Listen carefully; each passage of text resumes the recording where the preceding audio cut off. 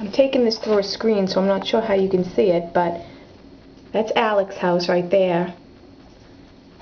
And can you see the hood of his car? That little piece right there is the hood of his car.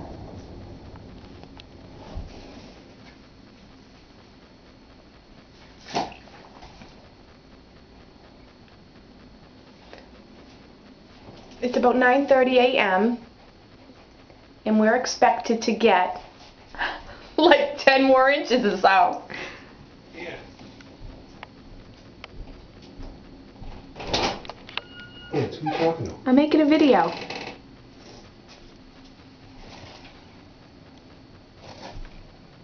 Well, I think that says it all. This guy's going out. Enjoy the sun. Wherever you are, if the sun is shining.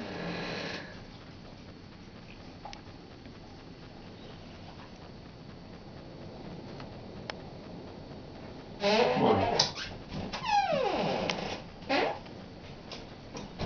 Bye-bye.